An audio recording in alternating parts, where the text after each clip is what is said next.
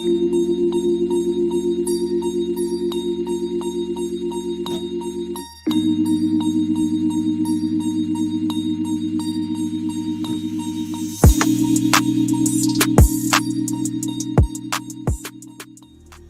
to the Help Myself podcast. I am your host, Jon M. Singletary Sr., and I find it a privilege and an honor to keep that senior in there because I got my junior, aka LJ.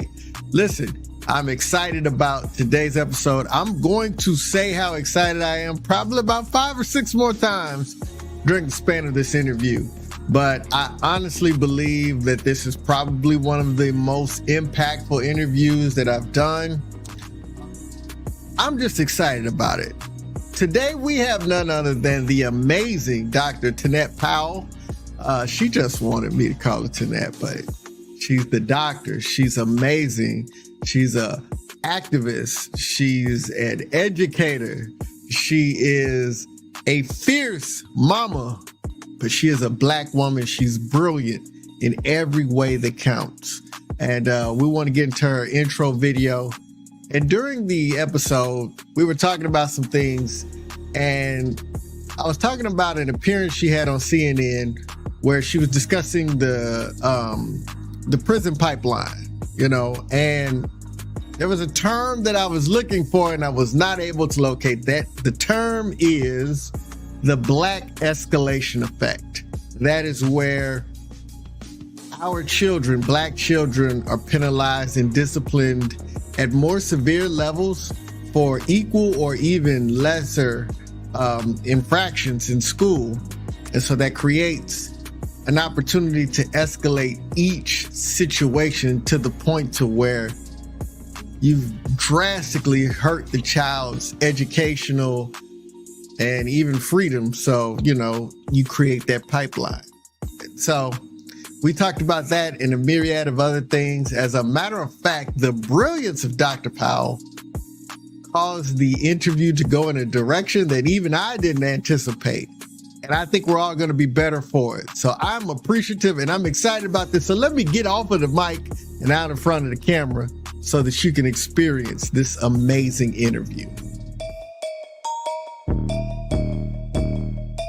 I teach my kids all the time, education is your passport. Tunette Powell learned that the hard way. Long before her sons were born, she was labeled a troublemaker. As the daughter of a drug-addicted father, she struggled in school and life. I was expelled from school when I was 3 years old, in preschool. And when I first got the phone call about JJ,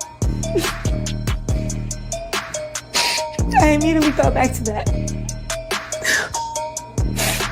You know, at a young age, I was told that I was a bad kid in school. Tunette proved them wrong, eventually got her college degree, wrote a book, and became an accomplished public speaker, even giving a TED Talk. Well, I'm gonna wait here. So I sat at that bathroom door. And as I sat there, because it was late and because I was a child, I fell asleep.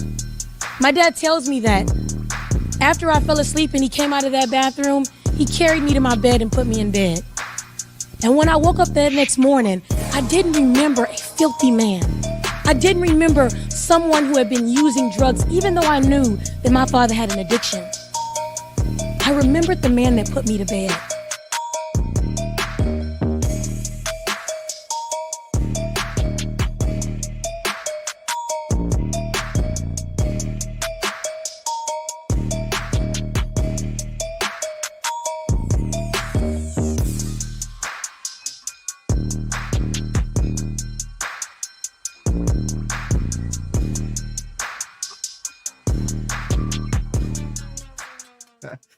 Ladies and gentlemen, welcome to the Help Myself podcast. Listen, I am super excited, as I often am, but I really am. Like, if y'all can see it in my eyes, I could barely sleep last night. I was so excited about this interview. We've got someone special here to close out Women's History Month, somebody who I've been trying to get on her schedule for a long time, but we made it happen. Today we have Dr. Tunette Powell. Let me give her a quick introduction, and then I know you got the long term, but I have to talk about how amazing she is. She's a storyteller, a disruptor, equity practitioner, DEI consultant, an award-winning author, speaker, activist, mama, storyteller, freedom dreamer. She's the mother of 3 beautiful Black boys. And, you know, she says it on her website, and I love this, that existing in this world as a Black mother raising 3 Black boys is an act of resistance. It's an act of boldness. It's an act of defiance. Her career embodies that same boldness, resistance, and defiance across sectors, including in educational, nonprofit, and entertainment spaces. She freedom dreams and moves through connection and collaboration in pursuit of liberation. She's an equity practitioner, published author, award-winning public speaker, and today she's our esteemed guest here on the Help Myself podcast, Dr. Tunette Powell. How are you? Yes, thank you for having me. I mean, that introduction was so fruitful, and I'm just so honored to be here in the space with you. I'm also excited. Yeah, listen. Now, me and Tunette, Dr. Powell, you know, I'm not gonna get that messed up. Tunette. Y'all need to know doctor in the house. But no, we were talking about how it feels like we know each other. I'll tell y'all a little bit about it. So her and her husband, he was in the Air Force and she was married to him, so she was in too. And they were stationed at, once you get on it, you can't get off at Air Force Base in Omaha, Nebraska. And I had an office out there and I had some people that worked for me, and I would be out there all the time. We were never able to connect. But I remember on one of my trips, that was when you were on CNN during that time, talking about, you know, she was talking about a phenomenon that we called the Black, I just had the name of it, where School to prison pipeline. Yes, there we go. The school to prison pipeline, how they treat Black students with the same disciplinary actions worse and with more severe punishment than they do their white counterparts. So she was talking about that on CNN. Then y'all moved out to LA. I had an office out in LA at LA Air Force Base in El Segundo. I was out there. I had some people working for me there. Never got together. And now she's back in her hometown of San Antonio, Texas. And I have not stepped foot in San Antonio, Texas in 5 years. So, but we're going to make this happen. You know, I'm just glad that you were able to come on and talk about the amazing things that you are doing. So just to get us started, what you got going on currently? What are you working on now? Well, you know, that question is always a hard one for me because I get asked that question a lot. And I think, you know, there's always work to be done. I want to just start and say that, like, what I'm most excited about is that I have time, right? And that I am resting like way more than I was 2 years ago, 5 years ago, 7 years ago. And I've worked very hard to build that out into my life. And so when people ask me that, I never want to respond that I'm as busy as I've ever been. Like, I want to be as rested as I've ever been. And I feel like for the first time I'm in that place. And so it's given me so much opportunity to just be creative.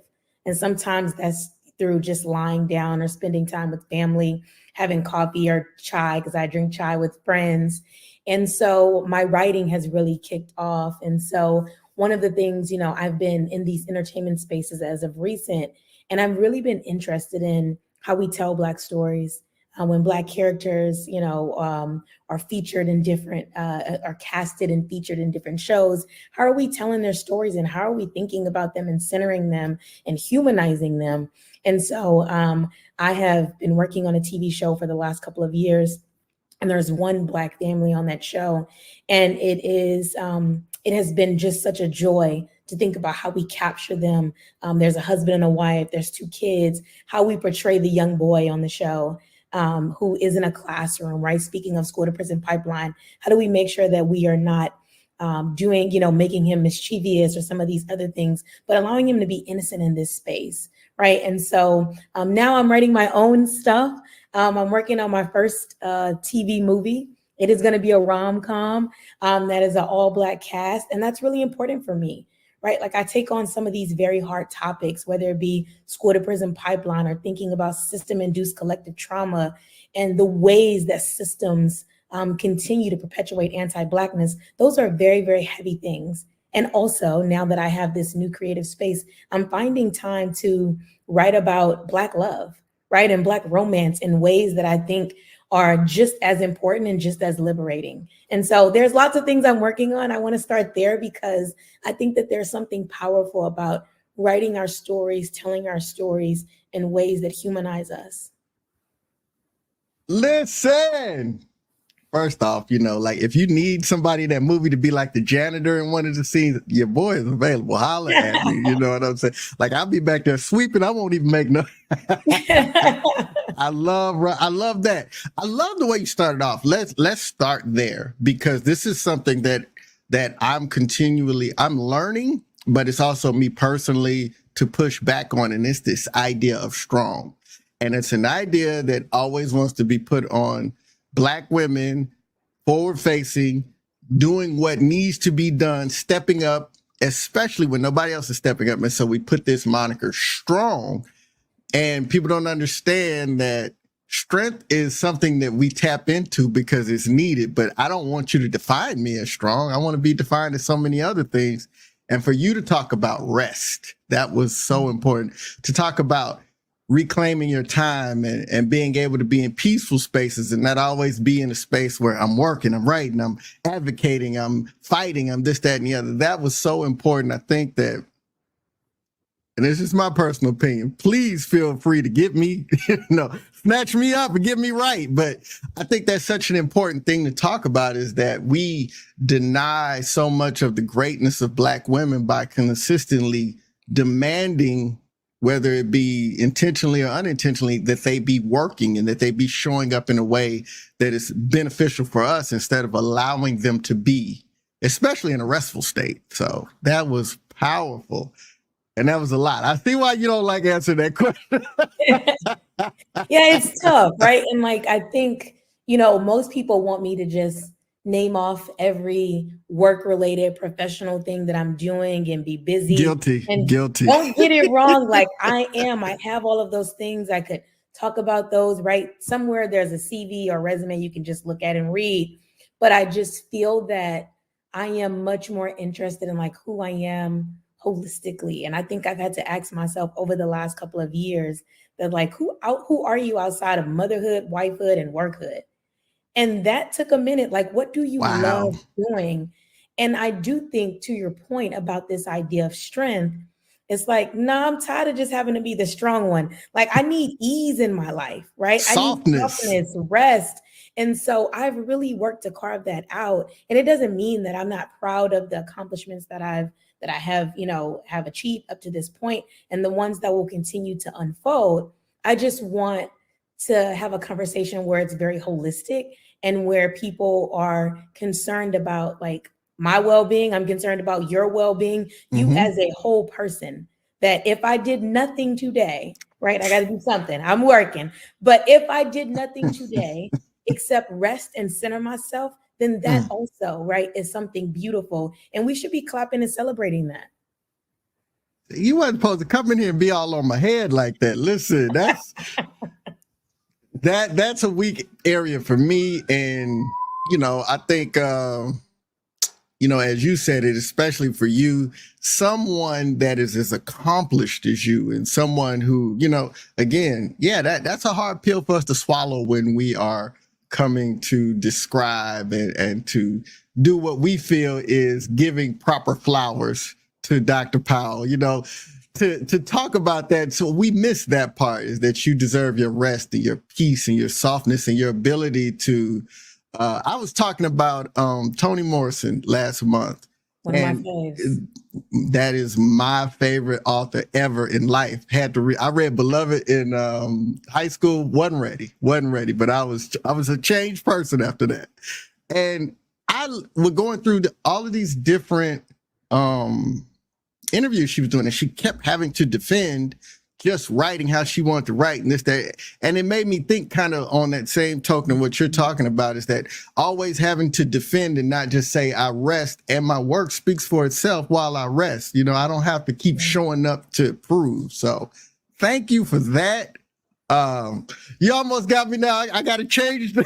No, listen, and I think that there's balance, right? Let's talk about whatever, right? Whatever makes the most sense. Let's talk about it. I just think that, as we start out with a question, people get asked those things all the time. And I feel pressure, right? Like people ask me, they want to know what's the next big thing. And I'm like, I'm the next big thing, right? Yeah. Like me being whole and well. And again, like we can talk about all the things, right? Like I don't want to take us away from that. But I think when we start out with conversation, I want folks that are listening, you know, and being a part of this conversation with us to know that like there is validation and affirmation in your existence and your audacity to rest. And no, I'm not saying that as if you ruined the interview. No, that point is so powerful. I'm just like, we can't just let this go. This is really like some good stuff.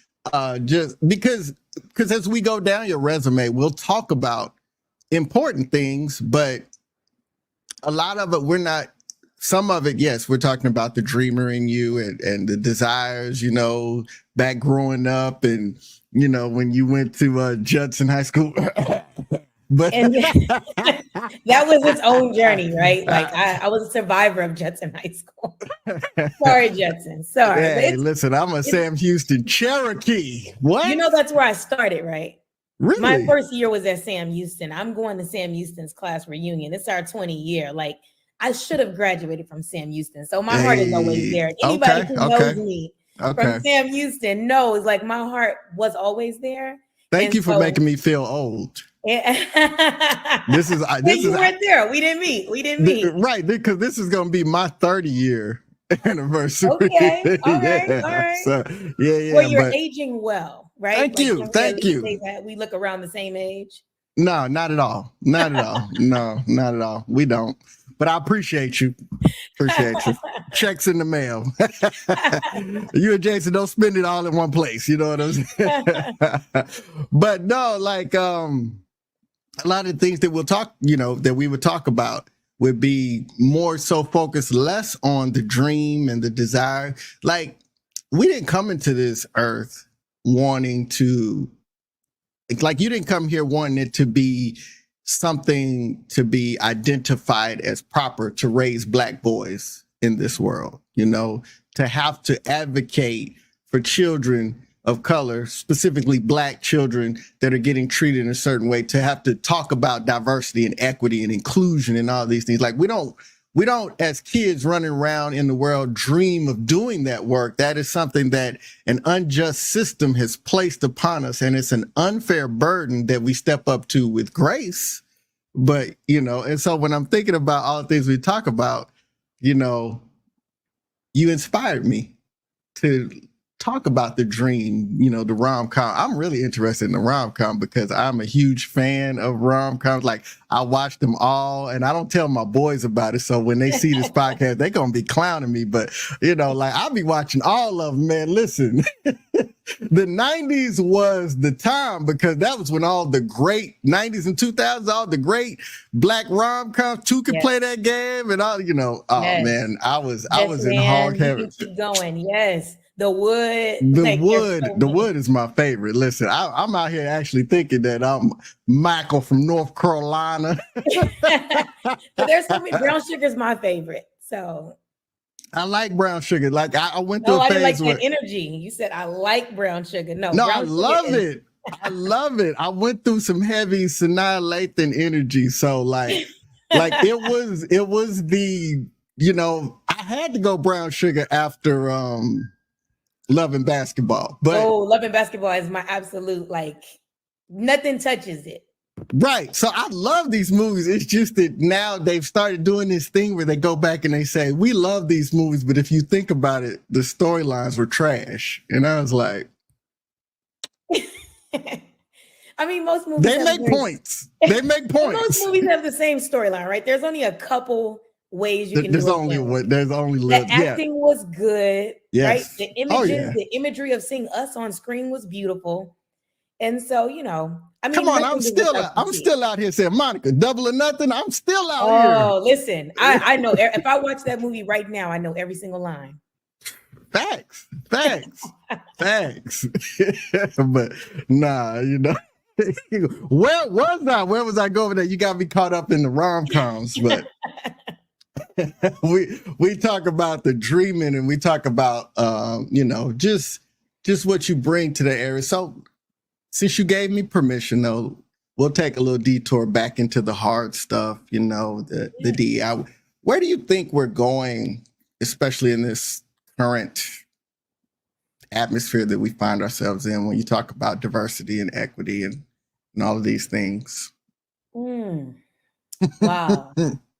Wow. And that's a very hard question for me because I feel that I'm a lot more cynical than I was several years ago. And I've been in these DEI spaces for a while now. And doesn't matter whether it's education spaces, corporate spaces, nonprofit spaces, on and on.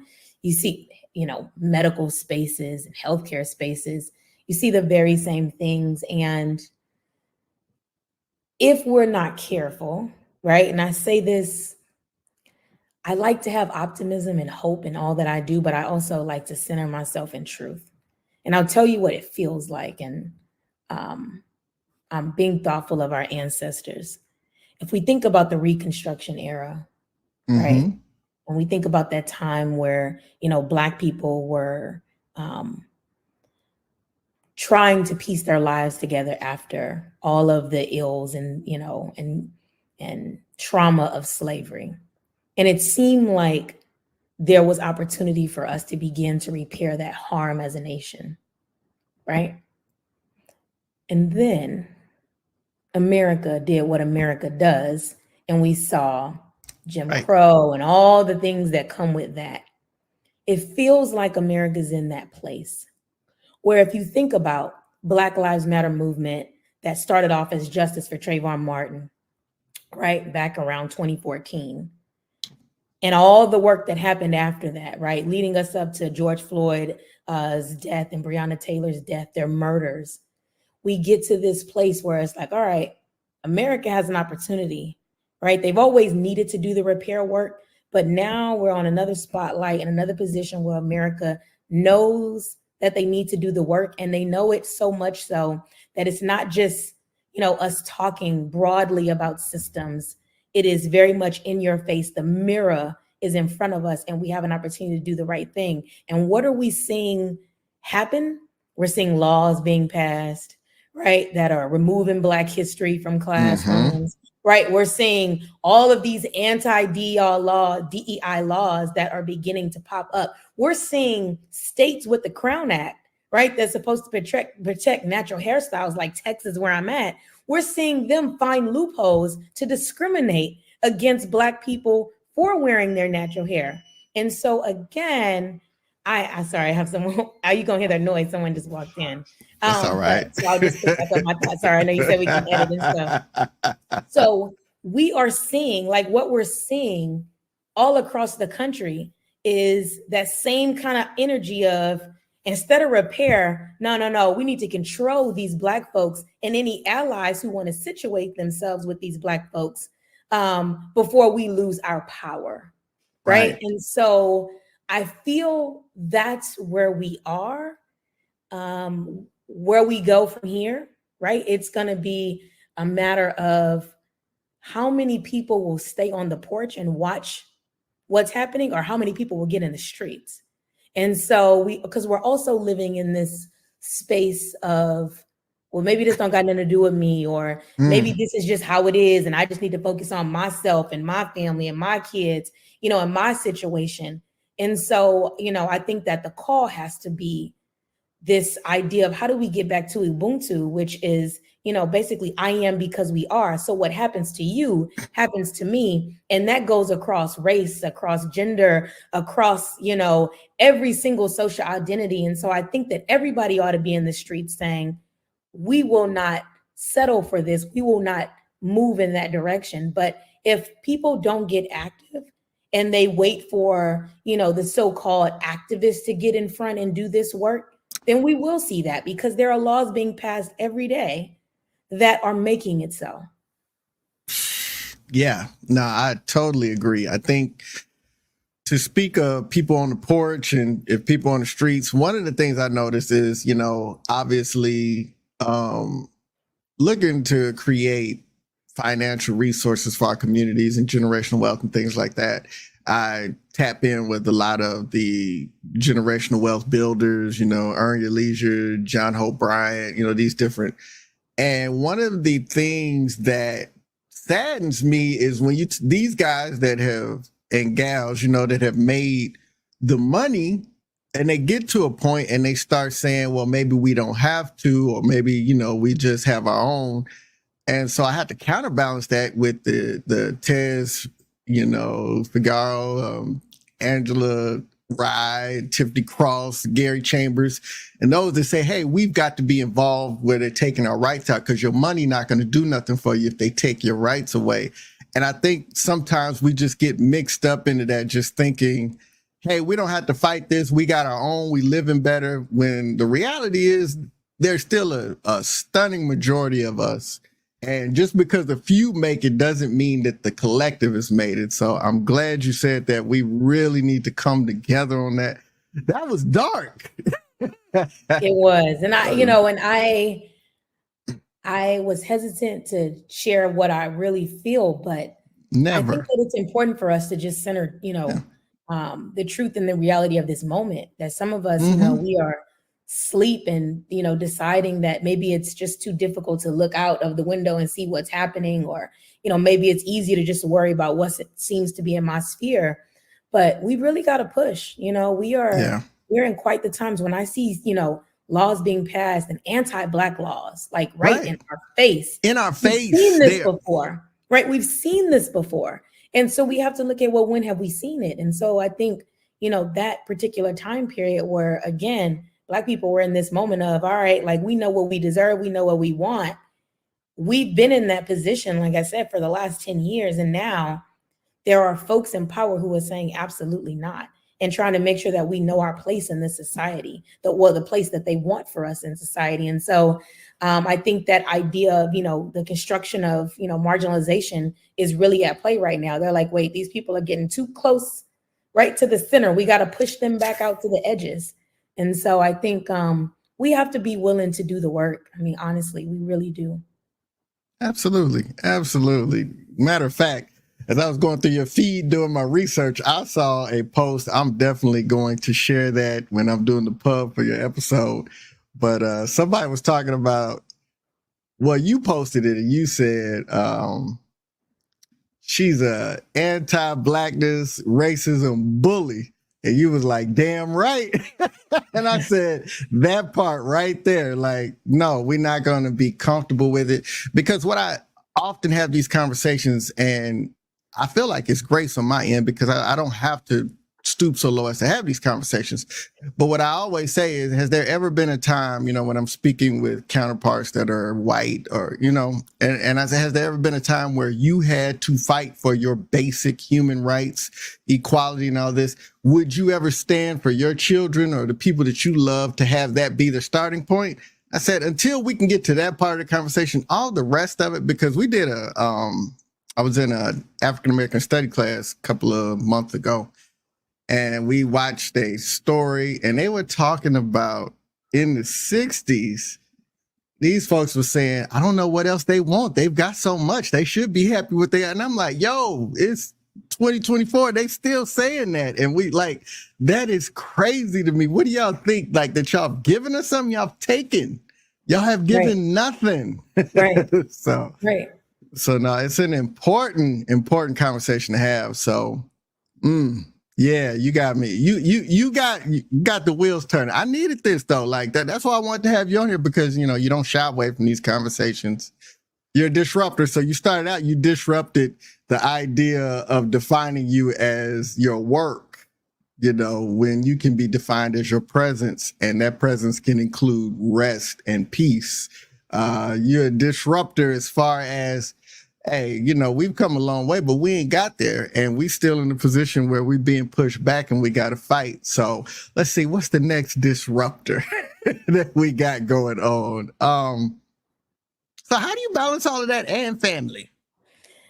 It's definitely a dance. That's one of the reasons why, I wanted to move back to my hometown. I absolutely loved our time in everywhere we've ever lived. So you mentioned Nebraska, that idea of once you get on it, you can't get off it. That's just an But old Air Force talk. oh, We I know, laugh and we about heard it that. all the time, and we were there my husband's entire 6 years, so we didn't get off it until he was honorably discharged. But one thing that I will say is that absolutely loved our time in Omaha, loved our time in Los Angeles. We still have a home in Los Angeles, so I show a lot of love to LA. I do a lot of work out in California, but that balance, or that rhythm, as I like to call it, this idea of rhythm. It's hard to find a balance, but you can find a rhythm, and rhythm is not easy for me. I can't dance on beat. Just being honest, I can't. I'm one of the few Black people who cannot. Trust me, it's not a small minority as we would like to make it seem. There's a large collective. Listen, I cannot.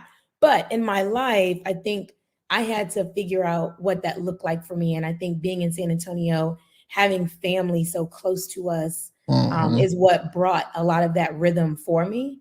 And so, it's one of those things you always wonder though, or, are you giving too much here, giving too much there? Even having moved back and been here now, you still wonder, right? You wonder like, okay, I'm trying to be present with my kids on their spring break, but I see this email, there's this opportunity. And, I've tried to set some boundaries for myself of when I'll travel for speaking engagements and when I'll say no.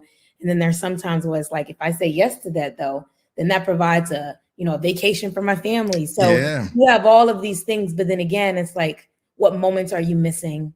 And so, and my kids, they remember the times that you miss, right? And it's like, I've been at 99% of all the things they've ever done, but they only remember the 1%. They don't remember the 1%. Right. And so I have to sit with that. Right. And also I think my journey has been too, that like, they remember the 1% right now. And over time, they begin to live and grow. My mother wasn't always there for every single, thing, but I think making the most of the time that you have together is something that I've really been trying to think about. Yeah, quantity does matter, but the quality of that time also matters. So just, new things for me is like just making sure like, okay, if we're doing something, phone down. That's a journey for me, because I will tell you, I'm a person who doesn't like unread emails or missed texts or missed calls.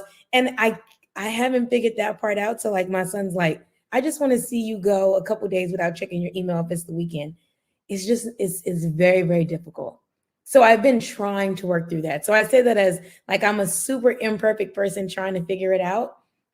But it's always in the front of my mind of like, how can I continue to find this balance? And as my kids get older, it's a little bit easier to like bring them for travel if it's summertime or some of those things, but it's not perfect, right? There are some days you're like, all right, I got to be gone 5 days, or I got to be gone 7 days, or, and you just have to, you just make the most of it. My kids are starting to get in a groove. And I also want them to see too, I guess I'm kind of going on a tangent, but I think one of the things that I also want them to see too, is that like women also, right? Like travel, do things like, even though they have a mother, I'm pretty active. I think sometimes they still fall into societal like norms and ways of thinking and being about what a mom should do versus a dad. So like if my husband worked late, no one's gonna really say anything. If I work late, where are you? Are you dead? Where are you at? And I'm like, whoa, right? And so knowing your boys, bring them back to say like, hey, mama travels. And I've tried all of it's not easy, right? I remember I told my kid one day, I was like, well, the Obama kids, like they're doing all right. And my youngest son was like, but the Obamas are not my parents, right? Like, and I was like, ooh, all right, yes, I tried. Oh, I know him out of all of them. Yo, your baby. Oh, no, he ain't hearing none of that. He does not. He was not impressed with He was not impressed when I tried to, and I tried to bring up people that they know that are like, look at them, they're out there in the world. You see them always gone. They're like, but that's not my parent. And I'm like, and that's real, right? And I think that's just a piece of it. As a parent, as a wife, as a friend, as a daughter, as all these different hats that we wear, we want to be as present as possible. And also like, there's just moments where you can't be everywhere and you can't be all things to all people at one moment in time. And so just a lot of grace as well. Yeah. Listening to you say that, and I'm just like, you threw that word as imperfect or perfect. And I was like, yeah, I got to jump in there. Like, I know that this is your show, but I have to add this to you, that we really got to get to the point, especially for us. Like, I don't know for other people, other races or whatever, but especially for our community, perfection is no longer our goal. It's authenticity and showing up real, and whatever is supposed to look like a perfect life. No, because, and it's hard because, I'm a single parent, kid in the house, and I stress about every moment away. But the reality is, as they get older and they see what matters, they'll know mom and dad did the right things. They'll be able to look at it in its totality and say, yeah, they did it. Like, when they were gone, it was creating a lot of these opportunities that we were able to enjoy, but they made sure that they were present. And, we had those relationships, but we can't help it as parents, man. Mine is 18 and he's still my baby. You know what I mean? So we can't help it. We can't help it. So I want to definitely encourage you that you are beyond perfect. Perfect is an insult to the value you bring to your professional and personal life. So, and I know that your family would back me up on that. Yeah, thank you. A good reminder of just this idea that, like, moving away and shifting from perfection. So that's a word for me, a continuous word. Yeah. So how did it feel to get back to San Antonio? Was there trepidation, or were you ready to come back? And I asked that because both of us are from the city, you know what I mean? And we know how San Antonio is. We know how our people are. We know, like, sometimes it's good to be away. Sometimes it's good to be there. Sometimes it's good to mix it. So how was the return to San Antonio for you? Yeah, it's interesting, and I got to talk about it a little bit in, phases. So my husband was not thrilled about the return, right? And, really supported me, as he's been supportive, for our 15 years. So, but my desire was to always return, even with all of the complexities of what it means to be Black in San Antonio, to be from San Antonio, all of the things, all of the tension, all of the beauty, all of the joy, all of the pain. But it was always my desire. And I think for me, I think a few things, right? Like, I had lived and been very active in Omaha. Omaha was good to me. I always tell people, that's my second home. I was born in San Antonio. I was reborn in Omaha. LA showed me so much love. Never felt like an outsider. People treated me like I was from there. Mm-hmm. But every day I woke up and I did something.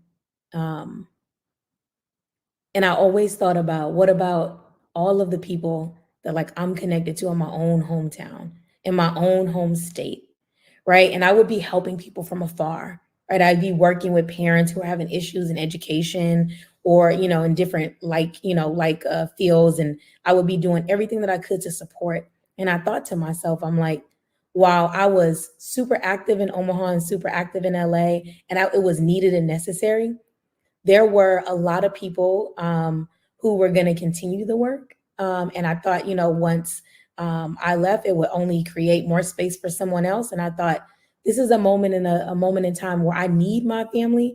And I also feel like I need to be connected to community in many of the same ways I was in other places. But the stakes are different, right? Because it's like, you're from there. These schools, right? These churches, these, organizations, all of these different groups. And it feels different. Every time I do something in community, I can't explain how it feels. It's like, it's personal, even though I cared about every other place that I've ever lived. And like I said, I'm still very active in communities everywhere. I can't explain how this feels. And I think that feeling of just being aligned and feeling like I'm back at the right time, and that this is something that was ordained. I think that it helps me get through some of the tensions of, and stressors of being back in my hometown and some of the politics around those things. And because San Antonio is a different place, right? Like, it is different than the other places that I name. Like, and I'm sure that, that there are people who are from LA and from Omaha who probably feel like I feel about San Antonio at times. Right. But I keep telling myself, whatever we don't like, whatever whatever we don't like, whatever we don't love, wherever the tensions are, like we can change that. And so I've decided that I want to be a part of that. And I want to do the hard work, right? I want to do the hard work in this city. And I couldn't be more thrilled to be back. I think, it comes with its own complications for my kids. My youngest two kids love it.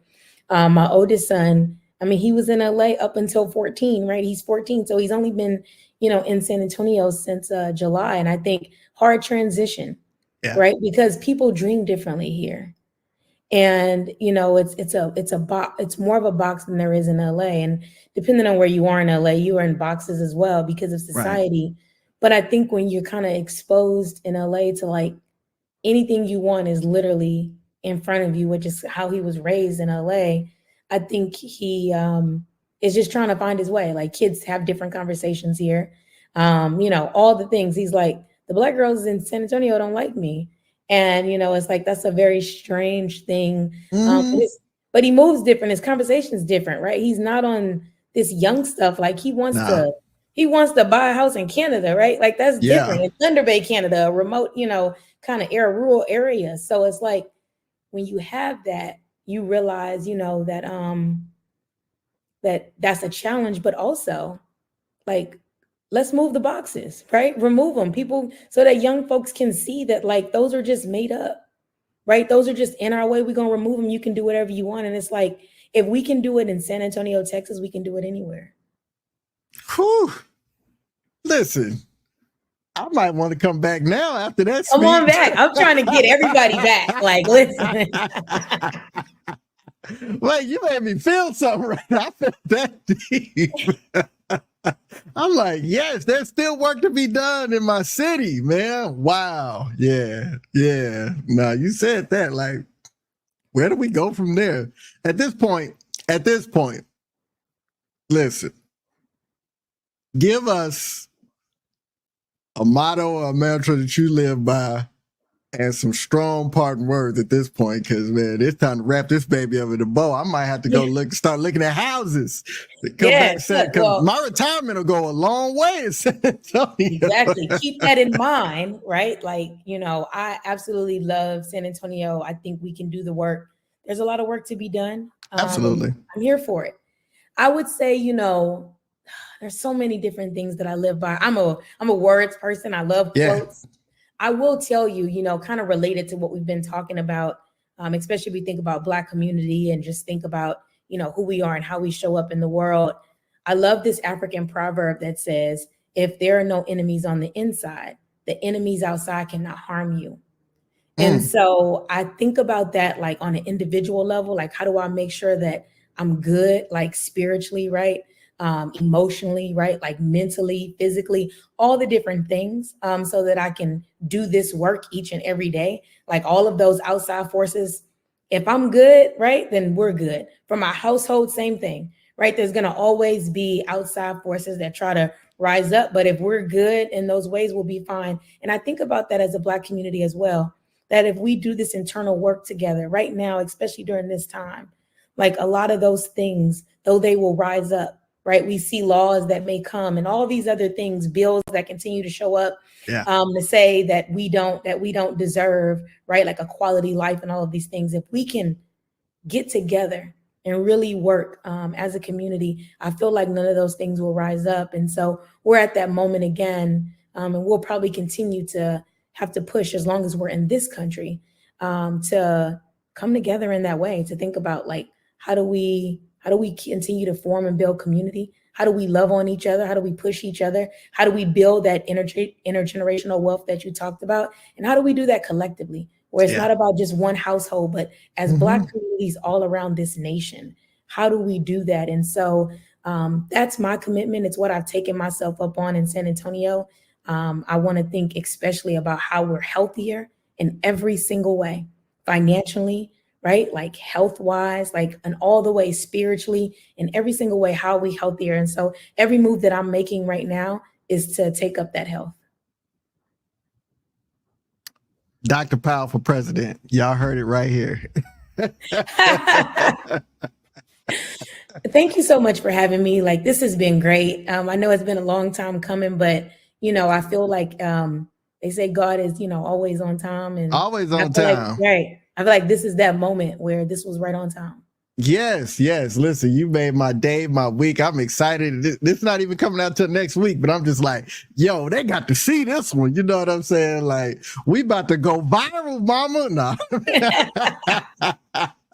But no, I really appreciate your time. And obviously we are going to keep watching the amazing work that you're doing, not just community wise and family wise, but the work on yourself to give yourself space for grace and rest that will encourage amazing growth, because just who you are is the amazing part. And so taking care of that is the vital and important part. So thank you so much for coming through. Thank you for being you. We appreciate you. No, thank you. Thank you. And remember, you can always come back to San Antonio. We need you. We need you. Y'all are doing just fine without me, man. And I keep my finger on the pulse. I stay connected, but y'all are doing fine. But you put something on my mind. And didn't I tell you that interview was going to be amazing? Let me explain. There was so much depth and brilliance in what Dr. Powell had to share with us. But one of the things that I really, really thought of as she spoke and as she shared from her experience and from her heart is the type of love that is required to do the work that she does. Listen, when we're talking about revolution and we're talking about marginalized and oppressed groups, and we're talking about systems that need to be purged and destroyed and reinvented and reimagined, there has to be a love. Because I think a lot of times the mistake we make is to think that marginalized or oppressed groups, they're all this kind of person or that kind of person.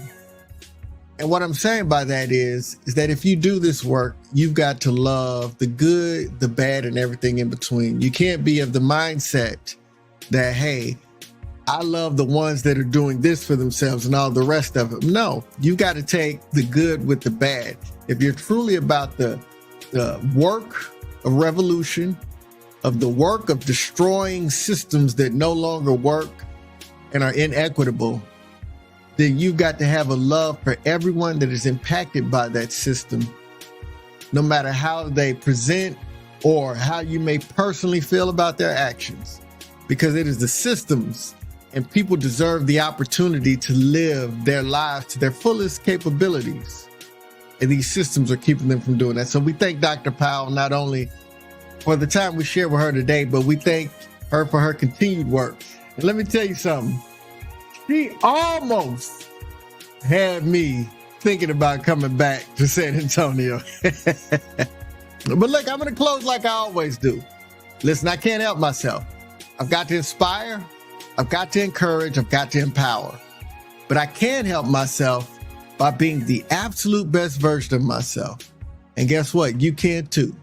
So why not we do it together?